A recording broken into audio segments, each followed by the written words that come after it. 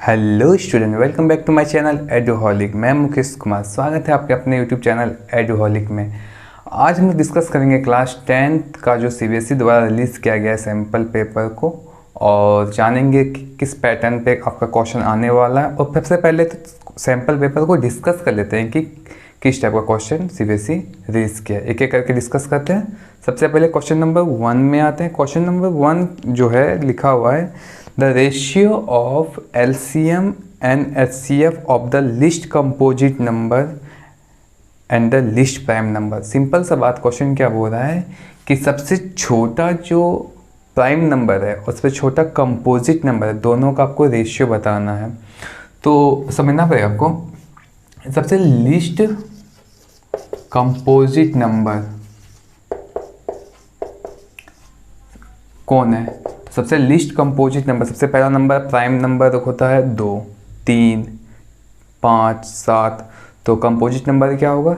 एक ना तो कंपोजिट नंबर है ना तो प्राइम नंबर है। तो एक नहीं हुआ, 2 प्राइम हो गया, 3 प्राइम हो गया। तो सबसे पहला कंपोजिट नंबर क्या होता है? 4 होता है। ठीक है। अच्छा, उसके बाद उसके बाद सबसे छोटा प्राइम नंबर जो होता है वो होता है लिस्ट प्राइम नंबर 2 होता है। अच्छा, 4 और 2 का एलसीएम ले लेते हैं 2 से। तो एलसीएम कितना हो गया? 2 गुना 2 4। ठीक है। और 4 और 2 का एचसीएफ कितना हो जाएगा? तो दोनों किस टेबल में आता है? 2 के टेबल में। दोनों में क्या है? Common term. तो दोनों में 2 का मल्टीपल है। तो एलसीएम ऑफ 4 एंड 2 कितना आ गया? 4 आ गया। और एचसीएफ कितना आ गया?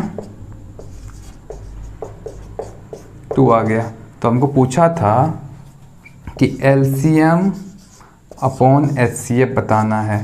तो कितना हो जाएगा एलसीएम? 4/2, दैट मीन्स 2 टाइम्स में 1 टाइम्स में 2/1, दैट मीन्स आंसर आपका हो गया 2:1। जो ऑप्शन होगा टिक कर लीजिए। ठीक है। नेक्स्ट क्वेश्चन है, द वैल्यू ऑफ के फाइंड करना है, और लिखा हुआ है कि which the line 5x + 7y = 3 and 15x + 21y = k। Second number में इस k का वैल्यू फाइंड करना है। k का वैल्यू फाइंड करने के लिए यहाँ पे एक कंडीशन दे दिया है, कोइंसिडेंस है। अच्छा, आपको पता ही होगा कि जब लीनियर पेयर इन 2 वेरिएबल जब पढ़े होंगे, जब भी कोइंसिडेंट का केस होता होगा, तो in case of coincidence a1/8 = b1/b2 = c1/c2। अब a1, a2, b1, b2, c1, c2 क्या है उसका हम समझते हैं। तो जो x का जो यहाँ पे कोफिशिएंट है वो एक्चुअली में a1 है, और जो y का कोफिशिएंट है वो b1 है, और जो बच गया उसको c1 बोलेंगे। वैसे नीचे इक्वेशन नंबर 1 हो गया। इक्वेशन नंबर 2 में जो x का जो कोफिशिएंट है वो हो गया a2, और जो y का कोफिशिएंट है ये b2 और ये c2। क्लियर? तो a1 की जगह पे कितना रखेंगे? x का कोफिशिएंट कितना है यहाँ पे? 5 है। तो a1 कितना हो गया? 5। a2 नीचे x का कोफिशिएंट कितना है? 15 है। तो 15 मतलब a2 का वैल्यू 15। अच्छा, b1 y का कोफिशिएंट कितना है? 7 है। और y2 का मतलब b2 का यहाँ पे 21 है। c1 का वैल्यू 3 को उधर ले जाएंगे तो -3, यहाँ दोनों बराबर के इस साइड पे तो हम 3/k लिख सकते हैं, और c2 k हो गया। अच्छा, यहाँ पे ये तीनों इक्वल है। तो जब तीनों इक्वल हो तो किसी 2 को हम इक्वल ले लेते हैं, किसी भी 2 को, या तो इसको या तो इसको हम इसको इक्वल कर रहे हैं। तो यहाँ पे कितना हो जाएगा? 7/21 = 3/k। तो यहाँ पे देखिए 7 1 7, 7 3 जा, क्रॉस मल्टीप्लाई, k = 3 3 जा 9। This is your answer. अब हम लोग बात करते हैं नेक्स्ट क्वेश्चन की ओर। नेक्स्ट क्वेश्चन जो 3 है उसमें बोल रहा है, a girl walk 200 metre toward east and then 150 metre towards north the distance of the girl from the starting point. सबसे पहले क्या बोला है कि जो गर्ल है वो किधर जाती है, 150 मीटर नॉर्थ। अच्छा डायरेक्शन पे ध्यान दीजिए, आपको हमेशा कंसीडर करना है कि ये क्या है, ईस्ट है, और ये क्या होगा, वेस्ट, और ये क्या हो जाएगा, नॉर्थ, और ये क्या हो जाएगा, साउथ। अच्छा लड़की सबसे पहले कर जाती है, मान लीजिए इनिशियल पॉइंट, इसका स्टार्टिंग पॉइंट गर्ल्स का यहाँ पे है, सबसे पहले वो 100 मीटर टुवर्ड्स ईस्ट, तो यहाँ से इसको पहले पूरा पूरा इधर है, तो 200 मीटर इसको हम ईस्ट भेज दिए। अब यहाँ पहुंच गए। अब यहाँ से क्या होती है कि 150 किलोमीटर वो 150 मीटर वो किधर जाती है, टुवर्ड्स नॉर्थ। तो इस पोजिशन आने के बाद फिर ईस्ट वेस्ट नॉर्थ हो जाएगा ऊपर। फिगर को रफ कर रहे हैं, यहाँ पे मानते हैं ये चले गया 200 मीटर हो गया ईस्ट, फिर यहाँ पहुंचने के बाद 150 मीटर नॉर्थ। एक बात और आपको जानना है कि जब भी हम डायरेक्शन चेंज करते हैं, जैसे नॉर्थ से ईस्ट से नॉर्थ, तो हमेशा यहाँ पे कितना एंगल बनता है, 90 डिग्री। हमेशा नॉर्थ से वेस्ट 90 डिग्री, वेस्ट से साउथ 90 डिग्री, साउथ से ईस्ट 90 डिग्री। तो यहाँ पे भी एंगल कितना हो जाएगा, 90 डिग्री। तो गर्ल का जो स्टार्टिंग पॉइंट है ये है, और एंडिंग पॉइंट कौन है, ये दोनों के बीच में डिस्टेंस निकालना है, मतलब आपको शॉर्टेस्ट डिस्टेंस निकालना। तो एक ट्रायंगल बना दिया, तो क्या ये राइट एंगल ट्रायंगल बन गया, और ये राइट एंगल ट्रायंगल है तो ये क्या हो जाएगा, हाइपोटेनस। और आपको एक फॉर्मूला पता ही होगा कि हाइपोटेनस का जो स्क्वायर होता है perpendicular square plus base square, कहाँ पे, राइट एंगल ट्रायंगल में। क्यों, पाइथागोरस थ्योरम।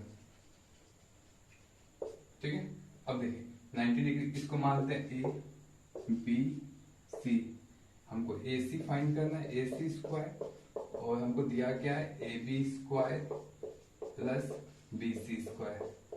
फाइंड करते हैं, ए बी का वैल्यू कितना दिया हुआ है, 150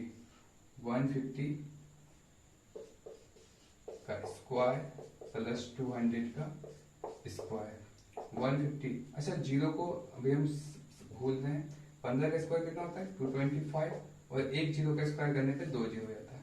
उसी तरह 2 का स्क्वायर करने पे 4, और 2 जीरो का स्क्वायर करने पे 4 जीरो हो जाएगा। जब इसको प्लस कीजिएगा कितना हो जाएगा, 0 0 5 4 2 6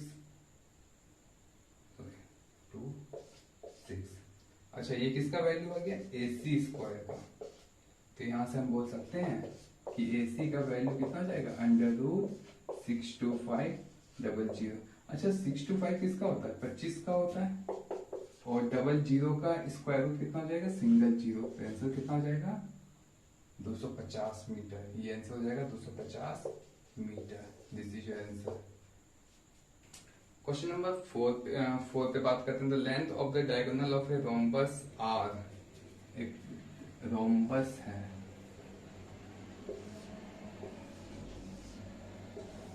रोम्बस ये हो गया। Suppose A B C D एक रोम्बस है, उसका डायगोनल ए सी है और बी डी है, ठीक है।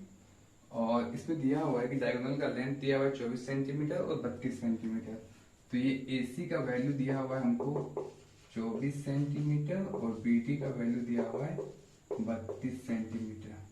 हमको फाइंड करना है कि find the altitude of a rhombus. Rhombus में जो एल्टीट्यूड होगा, एल्टीट्यूड मतलब होता है कि यहां से जो परपेंडिकुलर ये आ रहा है इसका लेंथ कितना होगा। एल्टीट्यूड मतलब 90 डिग्री जो बना रहा है, इसका लेंथ कितना होता है। अच्छा एक फॉर्मूला आपको पता होना चाहिए कि एरिया ऑफ रोम्बस जो होता है वो होता है हाफ d1 d2। अब ये d1 d2 क्या है, तो d1 d2 are the diagonals of rhombus. अच्छा डायगोनल्स दिया हुआ है तो वैल्यू पुट करते हैं, तो हाफ d1 का वैल्यू कितना आ जाएगा 24, और d2 का वैल्यू 32। ये d1 d2 डायगोनल्स है। अच्छा यहाँ से 16 वन में 16 पर 64 कैरी 6, 16 टू 32 38, ये आ गया इस रोम्बस का एरिया। अच्छा एक फॉर्मूला आपको ये भी बताना चाहिए कि पैरेललोग्राम का area, area of parallelogram, area of parallelogram होता है बेस इंटू हाइट, आपको पता होना चाहिए। अच्छा, पैरेललोग्राम है तो बेस, हम इसको अभी फिलहाल के लिए ना रोम्बस है, इसको पैरेललोग्राम मानते हैं। तो बेस मेरा ये हो जाएगा और हाइट ये हो जाएगा, लेकिन बेस तो ना तो बेस पता है ना तो हाइट पता है। और एक बात, रोम्बस में एक प्रॉपर्टी होता है कि जो डायगोनल्स होता है वो बाइसेक्ट करता है ईच अदर। बाइसेक्ट मतलब ये जो डायगोनल है इस वाले डायगोनल को इक्वल इक्वल कट करेगा। मतलब कि अगर AC का वैल्यू 24 है तो इसको 12 और 12 में कट करेगा। अच्छा, और जो ये AC है BD को भी क्या करेगा, इक्वल इक्वल कट करेगा। मतलब अगर ये 32 है तो इसको 16 16 में कट करेगा। और एक बात कि दोनों जहां पे बाइसेक्ट करता है उस जगह पे वो 90 डिग्री बनाता है ऑलवेज। कि मतलब क्या हो गया कि जो डायगोनल्स है AB और AC और BD ये इक्वल इक्वल कट भी करता है और परपेंडिकुलर बनाता है जहां पे वो इंटरसेक्ट करता है।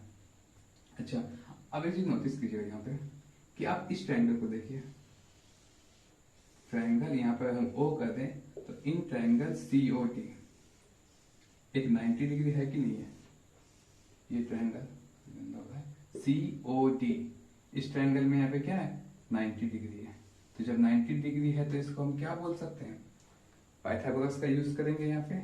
तो यहाँ पे हम लिखते हैं इन ट्रायंगल COD अगर यहाँ पे 90 डिग्री है तो ये क्या हो जाएगा, हाइपोटेनस हो जाएगा। तो हाइपोटेनस होगा तो क्या हो जाएगा, CD का square is equal to OC। हम सिर्फ ट्रायंगल बात करें इस ट्रायंगल का, इसलिए यहाँ पे ये हाइपोटेनस हो गया तो ये बेस मान लेंगे, इसको परपेंडिकुलर मान लेंगे।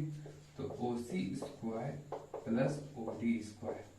अच्छा, OC का वैल्यू भी हम बताएं कि अगर यहाँ से यहाँ टोटल में 24 है तो ये 12 और 12 में बढ़ जाएगा तो ये 12 का स्क्वायर हो जाएगा प्लस OD, ये टोटल अगर 32 है तो ये इक्वल मतलब 16 16 में बढ़ जाएगा तो OD कितना हो जाएगा, 16 का स्क्वायर। अच्छा, 12 का स्क्वायर 144 प्लस ये 16 का स्क्वायर होता है 256। अब जब इसको 8 कीजिएगा तो 9 6 4 10 कैरी 1 5 4 9 10 400। तो यहां से मेरा CD is equal to under root 400, that means 20 centimetre आ गया। इतना बात क्लियर होगा। अब नेक्स्ट बात करते हैं आगे। अच्छा, एरिया चेंज नहीं होगा अगर इसको हम कुछ समय के लिए पैरेललोग्राम माने तो अभी भी उसका एरिया 384 सेंटीमीटर ही होगा, कोई इसमें चेंज नहीं होगा। आगे बात करते हैं। अब हमको यहाँ पे ये CD क्या है, ये बेस है। अगर इसको हम पैरेललोग्राम कंसीडर करेंगे तो CD मेरा बेस हो जाएगा, बस हमको हाइट निकालना है।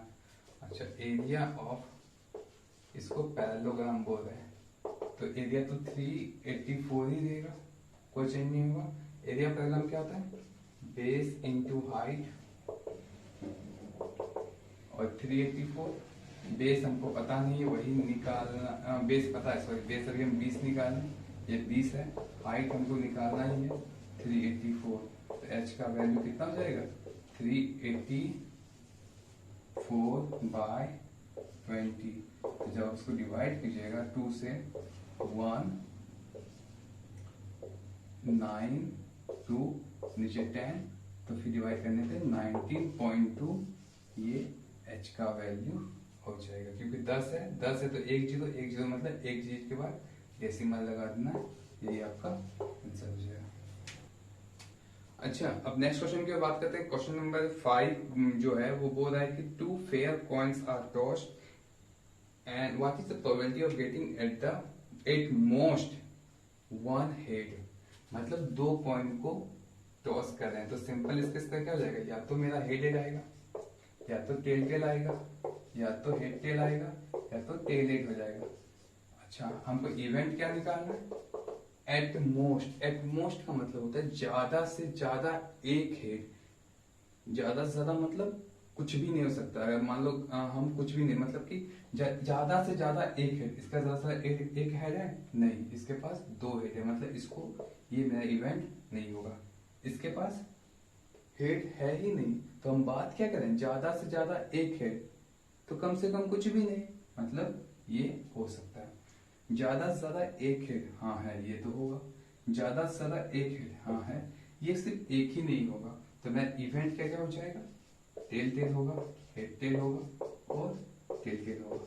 अच्छा, probability of getting, probability of event कितना हो जाएगा, तो बोलेंगे मेरा फेवरेबल पार्ट कितना है, 1 2 3, और टोटल कितना है मेरा, 1 2 3 4। बोलते हैं ना फेवरेबल अपॉन टोटल, तो फेवरेबल कितना हो गया, 1 2 3, और टोटल कितना हो गया, 3/4 is your answer.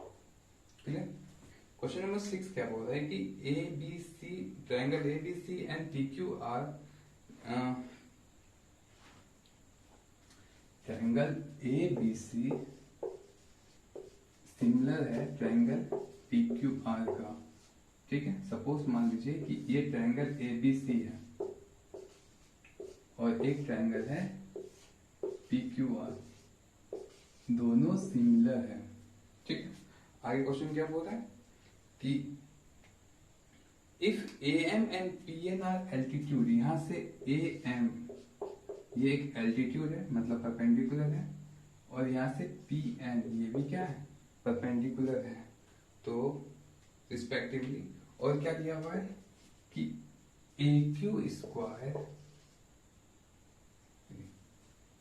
A Q नहीं, A B square ratio P Q square is equal to 4:9 given है। तो हमको फाइंड करना है कि A M ratio P N क्या होगा। ठीक, बहुत सिंपल सवाल है। एक थ्योरम में कि if two triangle are similar then the area ratio of area of both the triangle is equal to the square of the corresponding side.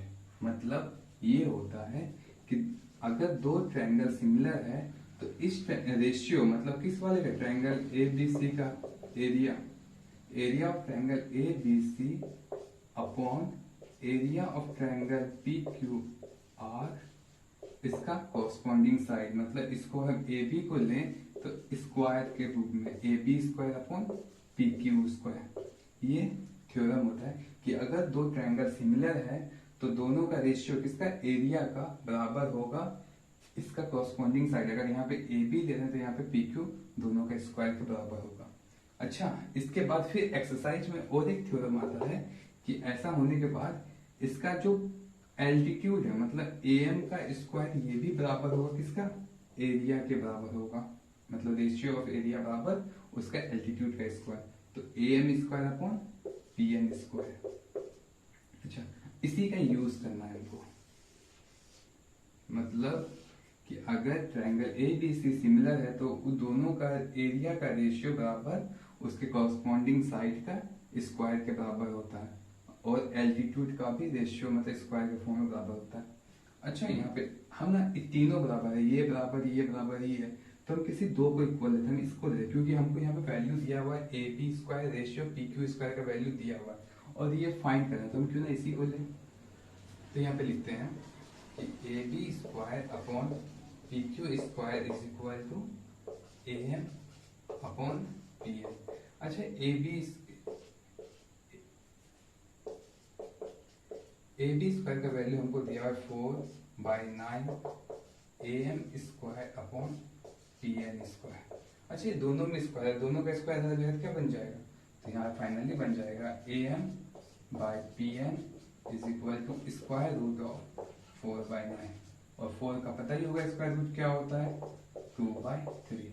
तो आंसर क्या हो गया मेरा यहाँ पे कि A M ratio P N is equal to 2/3।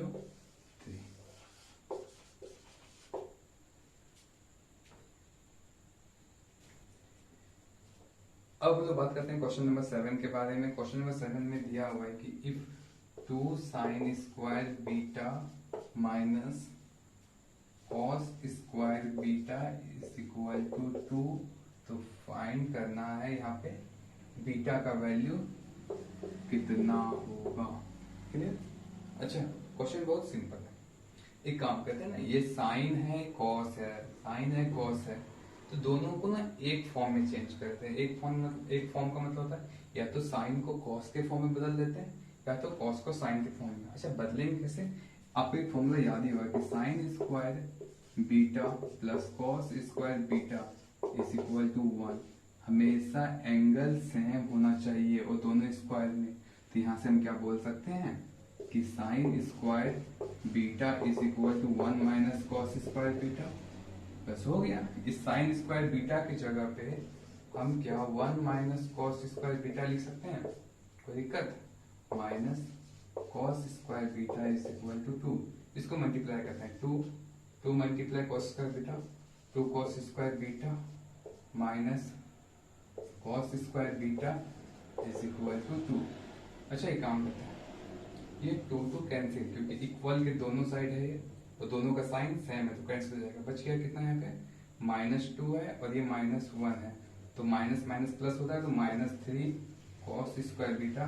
जब इस तक कैंसिल होता है कुछ नहीं बचता, यहाँ पे 0 बच जाता है। यहाँ से बोल सकते हैं कॉस स्क्वायर बीटा का वैल्यू कितना हो गया? 0/-3, दैट मीन्स 0। अच्छा, कॉस स्क्वायर बीटा, तो कॉस बीटा इज इक्वल क्या हो जाएगा? √0। तो cos beta is equal to 0। Cos beta मतलब कॉस थीटा का वैल्यू किसमें 0 होता है? तो हम बोलेंगे कि कॉस 90। तो फाइनली कंपेयर करेंगे तो कॉस यहाँ पे, तो बीटा का वैल्यू कितना हो गया? 90 डिग्री। क्लियर? क्वेश्चन नंबर 8 बोल रहा है कि prime factorization of denominator of a decimal number write the decimal expansion. मतलब 4 4 1 2 3 ये नंबर है, इसका हमको प्राइम फैक्टराइजेशन बताना है। कब? वो भी सिर्फ डिनोमिनेटर का। डेसिमल हटा देते, डेसिमल हटाएंगे तो 1 आएगा। डेसिमल के बाद 1 2 3 जीरो दे देंगे। अच्छा, हमको फैक्टराइजेशन किसका करना है? सिर्फ डिनोमिनेटर का करना है, न्यूमरेटर का नहीं करना है। तो जब हम 1000 का फैक्टराइजेशन करेंगे किससे? 2 से, 500, 2 से, 250, 2 से, 125, फिर 5 से 2 5, फिर 5 से 5। तो यहाँ पे फैक्टराइजेशन क्या हो रहा है? सिर्फ 2 आ रहा है और 5 आ रहा है, और कुछ आ रहा है नहीं। तो हमको लिखना है कि फैक्टर ऑफ डिनोमिनेटर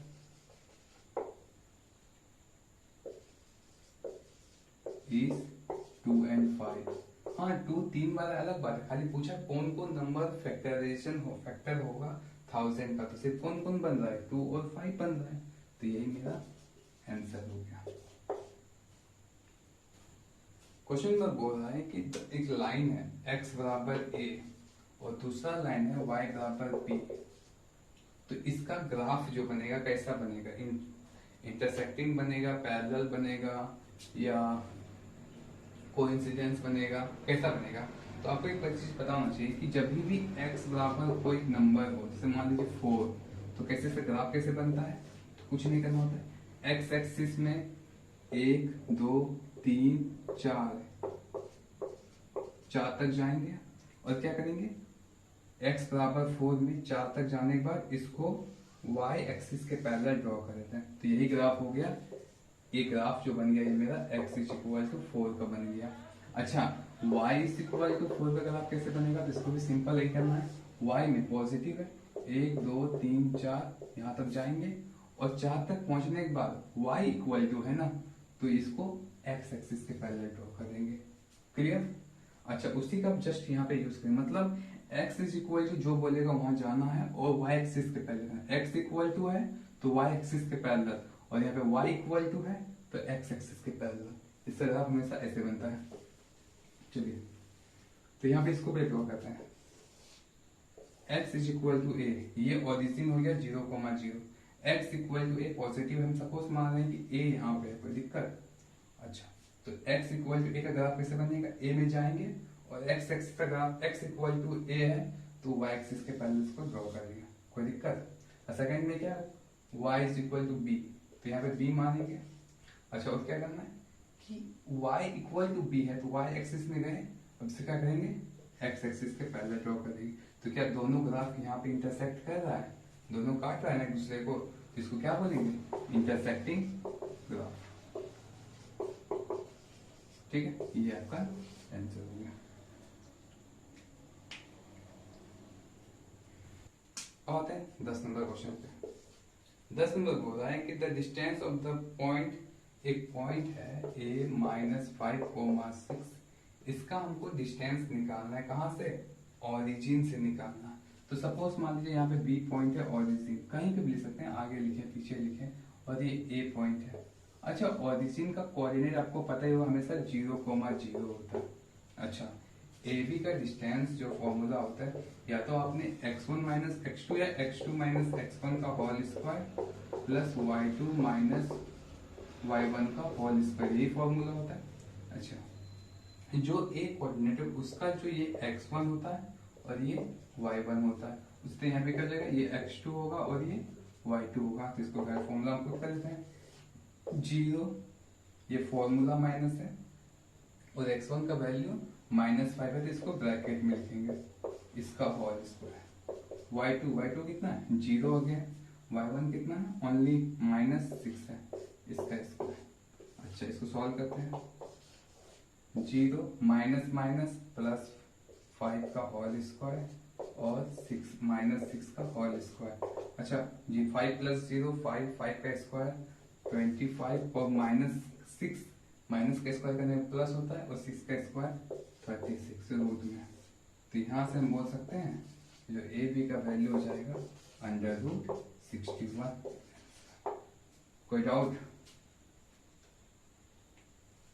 चलो आज की क्लास को बस यहीं तक रखते हैं, कल फिर आगे कल कोशिश करेंगे 20 सवाल कंप्लीट करवाने का, क्योंकि सेक्शन ए में आपका 20 क्वेश्चन है, सेक्शन बी में आपका अगेन 20 क्वेश्चन है, और सेक्शन सी में आपका 10 क्वेश्चन है, सॉरी 10 क्वेश्चन है, टोटल 50 क्वेश्चन है। अच्छा, उसमें से क्या सेक्शन ए में जो 20 क्वेश्चन है, इसमें से आपको 16 ही करना होगा। ठीक है, सेक्शन बी में जो 20 क्वेश्चन है, इसमें भी 16 क्वेश्चन करना है, और सेक्शन सी में जो 10 क्वेश्चन है, इसमें से मात्र 8 क्वेश्चन करना है। तो चलते हैं, कल फिर मिलते हैं, और कल डिस्कस करेंगे क्वेश्चन 11 से लेके 30 तक। चलिए, थैंक यू।